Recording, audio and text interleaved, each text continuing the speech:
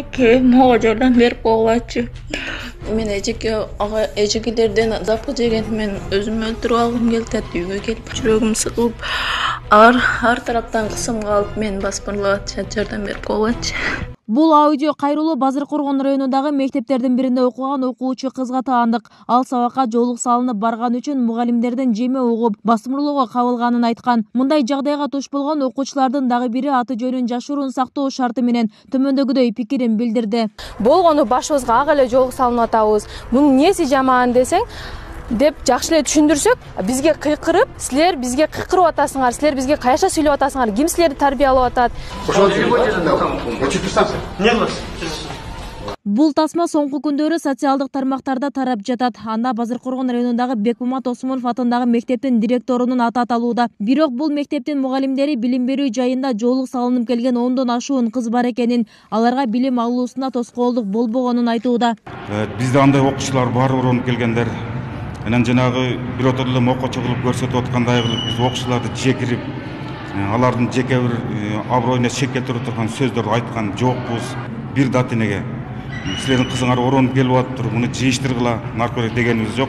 Биротор эле азыр интернетке бүтүндөй ушул маселе бир резонанс жаратып атат. Окуучуларды ыйлагандары болуп атат.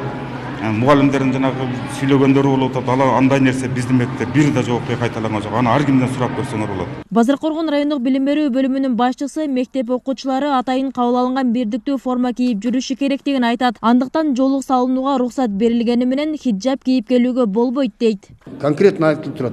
Ички тартипти сактоо боюнча жалпы билим берүү уюмунун анын ичинде мектептик кийим талаптарын аткарууга окуучулар милдеттүү экендиги көрсөтүлүп турат да. Анан эми биз өтө эле аларга мындай жанагындай хиджабка уруксат эмес. Бул жерде дагы мен тактап кетишибиз керек. Хиджабка уруксат эмес, а жолукка уруксат. Колунан кармап чыгарып койгон бир дагы мындай бир неме жок.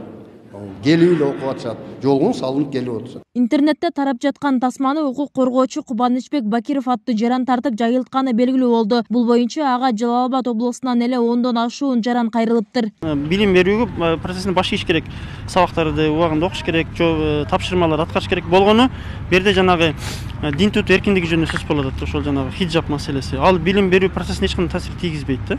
Сүрүштүрүп келсе, ар бир мектепте эле бул нерсе бар. Бир мектепте 30, 40, 50 эжеке мугалим окуса, алардын мен ишенем, алардын бир 80-90% динден кабар жок. Бир. Экинчиден мыйзамдан кабар жок. Анан мыйзамдан дагы алар өздөрүнүн жеке көз караштарын жогору коюшат. Жергиликтүү казыят бул жааттагы чырды ырбаткысы келбегендей, бул мекеме жолук маселесинен ызычуу жаратуунун кажети жок деп эсептейт. Анткени мектептерде бул боюнча көйгөй жоктугун айтат. Мен бул жерде жолук тууралуу проблеманы мен көргөн жокмун.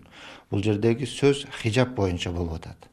Ошондуктан Кудай кааласа ошол бир аз мектеп формасына жакындатылган, ошол эле учурда шарияттагы көрсөтүлгөн стандарттар, кыздар кийчү форманын стандарты сакталса, ошондо Кудай кааласа кыздар тарапка дагы, окуучулар тарапка дагы, мугалимдер тарапка дагы бул проблема жаратпайт деген толук ишеничтемин.